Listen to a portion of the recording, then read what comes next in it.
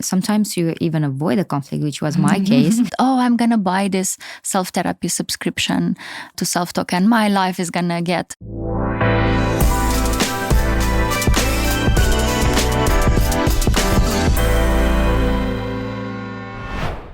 Hello, everyone.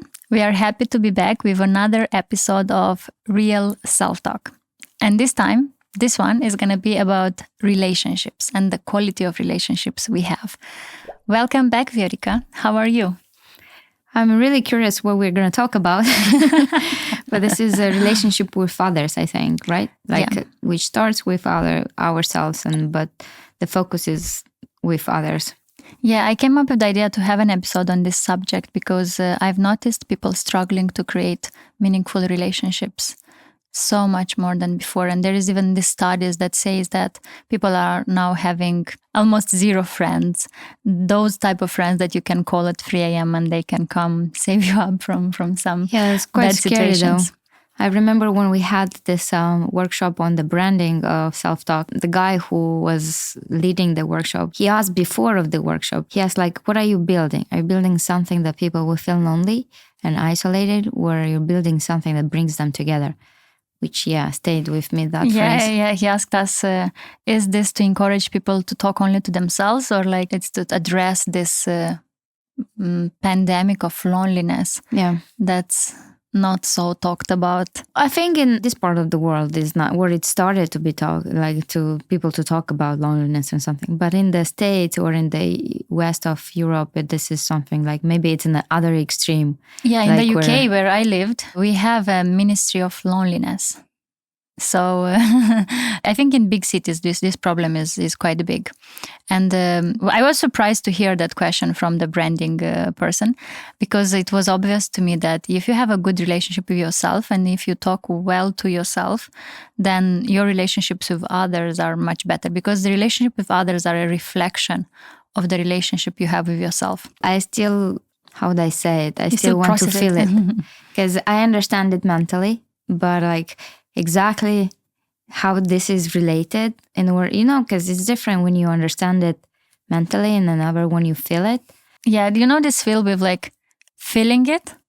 It's a challenge in today's culture. It's a general alienation that's going on at a global level, and psychologists do talk about this alienation. But mainly what it says is that there are 4 types of alienations that are going on in our culture right now. And alienation means a separation from something that's important to us. And it says that people are right now alienating from nature. We do spend much less time in nature. We connect with nature much less than before. And we're destroying it, we are polluting it, and we do not value it as much as we should. And the second one is alienation from others. We are having less trust, less intimacy, less relationships, genuine relationships. So all the social media gives us an illusion of connection, but actually deep down, this intimacy is missing from our lives. And the third type of alienation is from meaningful work. With the rise of corporations and all these jobs where we are just a small part in a big system, it's much harder for us to see how this brings meaning in our life, or what's our role, what's our impact. And we are creators, we have this need to create something and see the impact of it. So having this disconnection from meaningful work because of the stress that's going on, the financial situation that's going on, we have to work because we need money to survive. It's affecting our well-being so much. And the last and one of the most important is alienation from ourselves. That happens through the food, through all the experiences that we have. All the hormonal disruptors that we are using. And it disrupts our gut flora. But our 90% of serotonin, the happy hormones that we have, it's produced in the gut. So if we have disbalanced gut flora, then our chance for happiness is just getting much lower. The perspective that Gabor Maté brings, this well-known, he's a physician, he's not a therapist, he's a physician, but he's done a lot of research in psychology and in addiction. He says that it's linked with our gut flora, because our gut is our second brain. And a lot of this intelligence that we naturally have as human beings, we can't really access it because of the issues, the disbalances that we have with the gut flora. But yeah, I'm sure there are different levels to that. And it's crazy, you know, like when we were living in the US, I could really observe this balance in my hormones. You know, like it's I know what you mean, like this balance through the food. But you can live good in the States if you have money and you afford organic food. But not only organic food, it's like super foods that are like, you know, not the ones that are only approved by FDA. So the conclusion of this is that the culture is structured in a way. We are in a vicious circle of like, we have to work really hard to make the money so we can pay the rent, so we can eat healthy food. And in the same time, we have to work a lot to do that. And we're in this circle. There's so many variables, I guess, to this. Yeah, there is like so many. It's such a complex thing. And the ideas we get from the TV, from social media is that you're not enough. Something is wrong with you. Like you need this product and this product is going to fix you. You need this new something so you feel enough, so you are okay. I agree with that. Most of like building products or services from the assumption that there is something wrong. You need to be fixed. Yeah. And there is not much of promoting the idea that we are as a whole, where like we have everything inside and it's just nothing like is wrong with you. Nothing is wrong with you, yeah. You're just a process. And I think one of this big, like we call them a dragon, like one of these big... The dragon that we fight. The dragon that we fight is that there is like this feeling that I'm never enough. Like there is always something wrong with me. Yeah, like, I need this new course. I need this new thing. Yeah, I think I get in touch with this belief a lot in my life, and I'm sure I'm not the only one who is doing that. It's just like maybe unconsciously we are getting in touch with this belief that something is wrong with me, something is not okay, something is not. Yeah, the culture is designed to install in you in this message, so it supports the consumerism. I remember myself before doing therapy, I was catched in this like deadlines and work and stress and constant high cortisol. And I think for like after I got my first job till I started to do therapy, maybe 3 years in, I have not really experienced this like calm state of my nervous system because I was so used with a high cortisol, and cortisol works in a way that if it gets high through some like intense experiences, it doesn't go back down in a very easy way. You get used with the chemistry of your body. Yeah, and you kind of get so used with that you don't even realize there is something else. There can be other way. Yeah, there can be. Well. And there is a lot of work we can do with our nervous system. And in therapy right now, there is waves of like specialists that are working with the nervous system and with the body to teach the body a calm state, to help the body come back to this like home base that we have, where we feel calm, relaxed, and we enjoy the word, or like we experience the word for a sense of enoughness, and completeness. Coming back that this episode is about relationship with others, I think this belief that something is wrong with me is most triggered when we are in a relationship with others. Like something happens. When you're by yourself, you probably won't get to this conclusion that often, like, you know. Maybe at work or something, yeah. Yeah, but still it's in a relationship with something, you know. It's with others, it's others' work or others' behavior or something. It gets triggered most of the time in a relationship with something else than just me, you know. When we were doing that workshop, because that was something... the branding workshop. The branding workshop, which we wanted to bring like the something that we as not as a brand, but as a company, we stand behind something that is meaningful, something that drives us. We got to this conclusion that we are fighting a dragon, which is the belief that something is wrong with us. And this is assuming that this is going to last for a long time yet. Yeah, because I think human nature have felt that almost all the time. Like that's a driver of growth, but also it can be taken in a very toxic space. it can be taken into a destructive space, and we have Like to what? Like what do you mean? like this endless circle of self-help. And self-help has this has a part that you need to that's improve toxic. constantly. You Like always need something else. You need the next course. You need the next car. You need this next job, more money. There is never enough, and and that's a problem. Gabor Maté has some great concepts. I love this. Like, he's one of my favorite psychologists. He has this concept of hungry ghosts, and he tells us that when we experience trauma, and we have not processed that, sometimes we feel like some hungry ghost, that wherever we feed ourselves with success, money, relationships, it's never enough. Food also can be a thing, because we are looking for some emotions that we've missed when we were children, and we want to replace that with stuff. Now that you're mentioning this, I realize that each of us, like, when you get triggered, it's easy just to say, oh, come on, it's your fault, or like get into a fight or a conflict, which is normal. I mean, we're humans, we have these reactions. But going beyond that, every person has their own experiences. It's not like you fully understand me and me fully understanding you. I can empathize with some things maybe that I've experienced the same. But if I take you from the context of relationships with others, I will never find someone who has the same, even your sisters, like, even if you have the same parent, you grew in the same environment, but still your experiences, the things that we went through, the conclusions that you drew, your consciousness drew out of all the events that happened in your life is very unique to you as a person, I don't know, it comes to me, the consciousness, but like, I realize this, and I tend to forget it, that we all are in our own battles, I would say.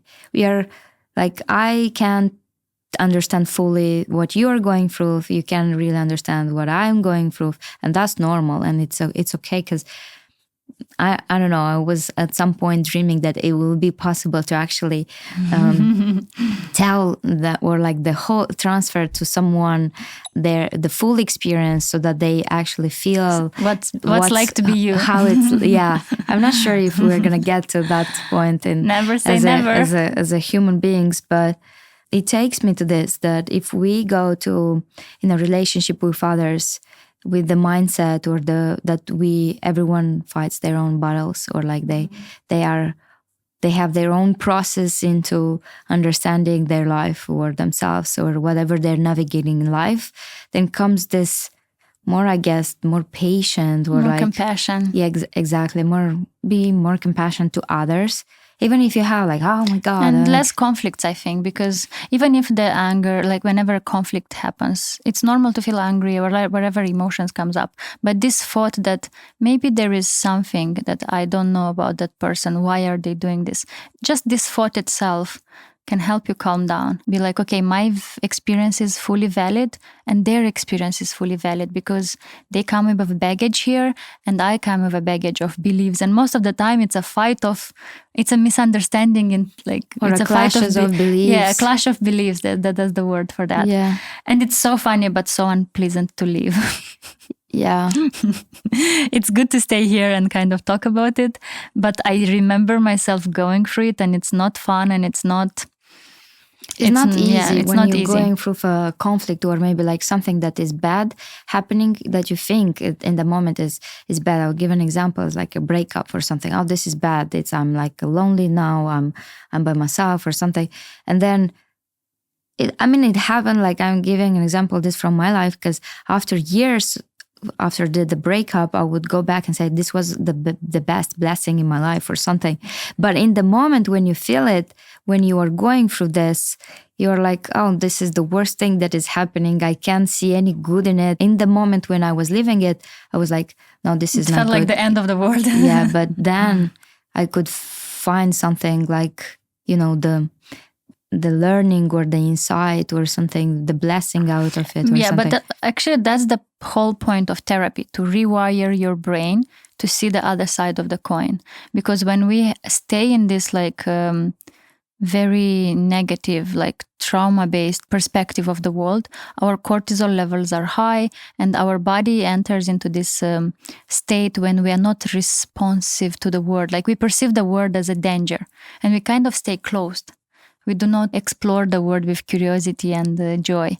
This is not favorable for life. A high cortisol is not good for our body. Like digestion doesn't go well, immunity is not going well. So we are kind of like suffering from this high cortisol. On the opposite, when in therapy, when we work out this events we had, these perspectives we have about ourselves, like this is bad, that is bad. When we look at the good side, like the other side of the coin, and we find the learning from it, some psychologists call it the gift, then we rewire our brain towards a more positive perspective. And there are like endless of studies on like how beneficial for us humans is positive psychology. Yeah. I know like it's a lot of bullshit around, like in this space of like positivity. Like there is the term toxic positivity when you're like hiding out your real feelings and you're like playing it that you are positive. That's not good. The whole point of therapy is to really do this work and for yourself to see what's the good part in it. And there is always the other side of the coin. Yeah, I just wanted to add to what you just said. Like we close up. I would love to give an example maybe here. Like that means it can be mean as just like a conversation where you feel like that you're not listened to, and then you close up and you say like, okay, I'm not gonna engage anymore in this, and you withdraw. That's one example of that. Or it can be as small like as this, or it can be as big or as, I don't know, something really like bad happening.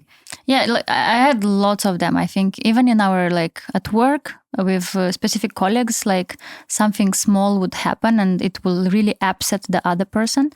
And if I would not address that on time, it would like build up. But because of this ability to look, okay, let's see what process are they going through? Like, why would they think this way? And opening up and discussing about it. Hey, I actually noticed this, like you've got upset here. Tell me more about this. But initially I would be like, that was so childish. Like, how could you get upset from this? Like my initial reaction would be like, oh my God, I can't believe they react this way. But after I take some time to be like, their experience is valid. This is like some small thing, but I think one of the biggest things when I've seen this change in perspectives is when I was negotiating valuations with investors. I remember that. Yeah, and I remember how useful was for me to express my emotions, what really bothered me in the process, so I can detach from my emotions and keep my clear mind about closing the deal.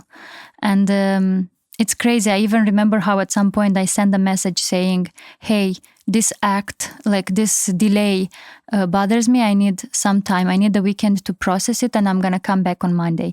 And I processed it. I came back on Monday saying, hey, from this experience, I learned that my strategy was not strong enough. So I created a strategy. And here is the strategy we have because I understood I was not clear enough about this. And we closed the deal and we got one of the most amazing advisors to work with us. And now when I look back, I was like, if I would have went with my upset, like with my anger in that moment, I would have canceled it. Yeah. But because I processed it, I'm now having this like really amazing help and like from this deal that we've closed at that moment. Sometimes I wonder like, because I want to, in my life, because that's what I can give examples from. If most of the people would have this mindset that there is, when they're triggered, when there is a conflict, when there is something with the other, like someone related to them, like maybe their parents, the friends, whoever is that, like couple, maybe husband, or like just in a couple relationship, for people to be aware that it's more than this, so that they go beyond the conflict and then they understand what part of them was triggered, and then they can reconcile this and then go to the next level. I think that's the biggest growth of that. I'm not saying the conflicts are going to disappear. I don't think that maybe they will at some point. Yeah, maybe. Yeah, but we still have conflicts. Like we still have misunderstandings. It's just like we process them differently. Yeah, it's the way you come back from that. It's the way you go through these conflicts. because you faster come back from it. It's not like you have a fight and then you don't talk to each other like for 3 weeks, and you live in the same house and you're like treating the other person with silence or something. But you were able to, you leave the conflict, you go through it. Sometimes you even avoid the conflict, which was my case. So no, but real, like when we started the company and then we had the moment when we shared the apartment together, one of the things that I learned in this like co-working, co-living, co-whatever was that the relationship to conflicts. I was avoiding conflicts. I was the person, if someone fights with the other person, I would be like, okay, let's cut it. Or like, let's, I don't know, find a way out. But the first time I've experienced like the fights, which might be crazy, but I exposed myself with it, like through seeing you. You learned to fight. Yeah, like to have an argue, because it's something that it needs to be expressed. At least something you learned from me. Oh, I learned more. But then how you reconcile this and how you come back to, because if you're just playing nice, oh, let's not fight or let's not have this conversation, and then you try to find you repress those feelings and it builds up. And then it builds up, and then it comes up with the call with feedback when we have, and then you just like dump it all on the other person because you can't. It's like you became like a volcano. Like whenever something like triggers you, you start to tell everything from like 5 years ago that you have not told. And you know what I noticed on my case is that with time, we collect so many of these moments, and so many moments triggered us, like so many disappointments, anxieties, fears. And if we do not process them, we just kind of close up and we become some really sad, like kind of like closed adults. There are a lot of people which they can't really connect to their heart, saying like they are analytical or are skeptic about a lot of things. Living, that happens. I noticed that people numb their emotions, and life doesn't have a taste anymore. And we think this is just like getting old, but actually it's numbing our emotions, and we don't have the ability to feel anymore. And so conclusion is get into a fight? No. But the conclusion is about the importance of self-therapy skills. Yeah. And why we are like so crazy about it and investing so much time in like developing this platform. It's because even if it sounds, maybe doesn't come naturally for most of us to think this way, we are more like, oh, we are better than this, we already know things. Real life, it's so much complex than we kind of grew up to think. And maturity, it's so different than what we thought as kids, that these skills are like so needed. Otherwise, we kind of die earlier. Like emotionally, we die earlier than we die physically. We had at some point the stickers that we made for the conference that we went in the TechCrunch, I think, and we made the stickers. And I have one on my laptop, which is called "The relationship with yourself is the longest one that you will have in your life." So you better have a good one, because you are the only one with yourself until you die. And then like if the others are going to be in your life, it's better to have good relationships with them as well. And then it's like vice versa, I guess. And the one that I have with myself affects the one that I have with others. And then the opposite. Yeah, what I want to close it up with is that it's an infinite process. It never stops. We just get used with it, and we get better at handling these things. But it's not like smiling, life. like, oh, it's an infinite process. And in my mind, like, shit, it's not going to stop. I think we get better. We get better. Yet. Like we just get much better. The same things do not bother us as much as it did before. But I really do not want people to live with this illusion that, oh, I'm going to buy this self-therapy subscription to Selftalk and my life is going to get better, but it still requires work. And like we want it for us to be kind of have realistic expectations from ourselves first, and from our human nature, that's life. Like it's with ups and downs, but it's in our power to gain as many abilities as possible to make it a good one, to have a good quality of life. That's us from our side. Viorica, your closing thoughts? This was an interesting series for me, the entire series of episodes that we did these days. I went like this, up and down, like in life. So actually, enjoyed it. Like my conclusion to it, I really loved it, and that we finally made it, and that was because you and the team who worked behind all of this. Thank you, Petru. Thank you. Thank you, Roman. I just want to see what people are thinking, what their experiences with Selftalk, and how we can make their lives better and ours as well, in terms of improving the product, adding things, maybe taking out things, changing things. This never stops, even if it comes with anger and comes with frustration. Oh, come on, it's never enough. No. But it's a process, yeah. So, yeah, I'm grateful. Yeah, let's enjoy the process. Till next time. Bye-bye.